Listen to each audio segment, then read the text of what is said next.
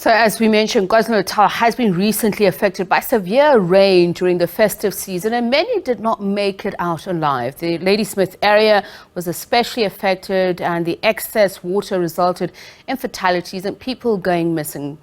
Rescue teams have been keeping track of how many people have died in KwaZulu-Natal, and the number so far left many disturbed. To discuss this, we are now joined by IPSS Medical Rescue spokesperson Samantha Meyrick. A very good evening to you, Samantha. Thank you so much for speaking to us. Let's just start with the latest. Has there been any more information? Last death toll number we had was 22. What about the number of missing people? Sadly, as of our reports this afternoon, is that there were no further victims discovered today during searches. The last report we had is that there was an unconfirmed number of 4 people still missing. A lot of these missing people still need to be investigated by SABC to confirm. So to date, as I mentioned, the number of people we have who've been pronounced dead is 22. Is that still the number that you have as a death toll at the moment? Yes, that's correct. That's the last number we've received from SABC Search and Rescue. Okay.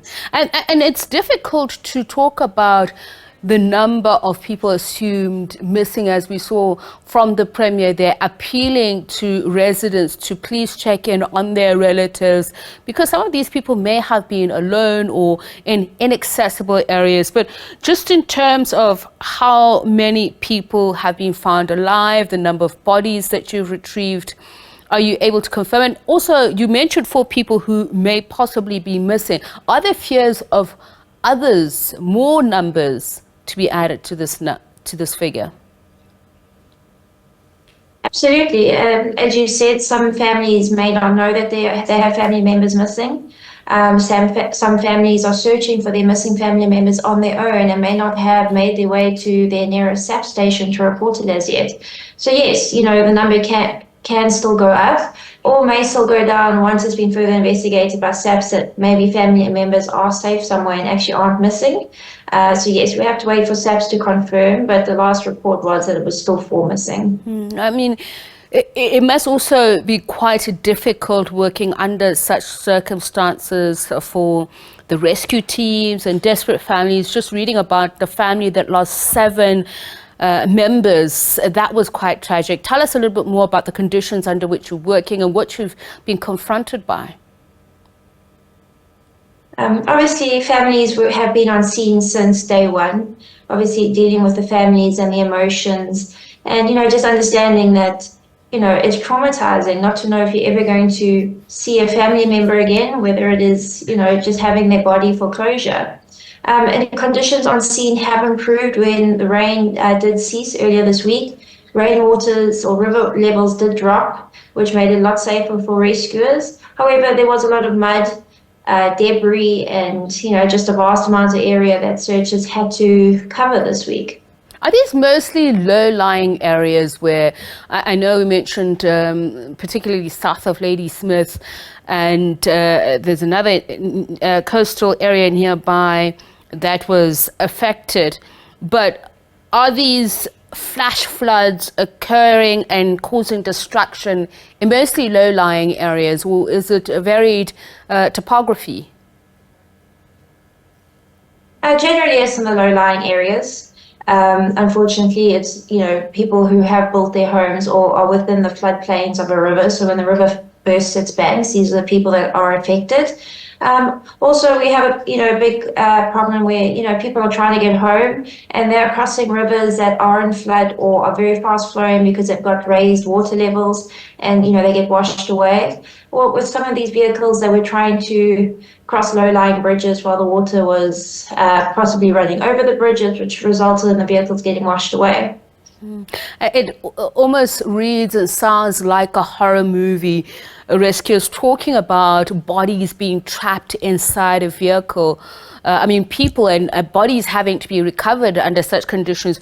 Is it because people misjudge? I want to talk about the civic education. If you can talk about IPSS, for instance, if you're involved in any of that, teaching people about what are actually dangerous levels for people not to try and attempt to cross. Every time we do have heavy rains, we do send out a warning about people in low-lying areas and, attempting to cross, low-lying bridges. I think people underestimate the power of water in a river that isn't flood. As part of an education program, we do spend a lot of time going out to schools and educating young children on the dangers of swimming in rivers. Unfortunately, it's not something we can stop, but, we do hope to empower children and educate them to try and avoid swimming in a river as a whole, not necessarily just floods. Unfortunately, when floods come, it's often very unexpected, and then people don't always know it's coming. And KwaZulu-Natal, as an area, has been badly affected and afflicted with these strong currents, flash floods, flooding in generally. You mentioned schools earlier on. That was also a great deal part of the destruction. So that also makes it difficult to carry out the civic education that you're speaking about. Just tell us, looking back at the season since 2022 April, what have you noticed? What is your the planning that you are taking into account as you encounter each incident? Obviously since April last year, the number of floods we have experienced, obviously since then, is significantly higher than we have experienced over the last few years. From our side, as an NPO, we fund this from sponsors and donations, and we provide a free service to our communities. Is that we've taken on a lot of training. We've got a lot more volunteers on board so that, in a time of crisis, like in Ladysmith, we can dispatch teams within a few hours of the incident. So we're able to go throughout KZN to assist people during floods or just in drownings. And, early disaster management is something that we talk about. The Weather Bureau obviously does its bit in putting out alerts, and the Cooperative Governance and Traditional Affairs Department says it also does its bit. But there's also the issue of infrastructure. So what are the major challenges that you're facing, perhaps when you're forced to now get in at this stage in the game where disaster has already struck? Unfortunately, once the disaster struck, we have to work with what we've got. It's for us, it's more, how do we prevent something like this happening again, or, maybe not it being at such a great scale as it has been in Ladysmith. Obviously, people building homes in low-lying areas is always a difficult one. You can't force people to move. But also a big thing is having a safe area for people to cross rivers, which they don't always have. But yeah, dealing with what we dealt in Ladysmith, it was just a matter of covering the area and having the resources to do so. And fortunately, SABC Search and Rescue and the municipality got involved, and they provided those resources to the community.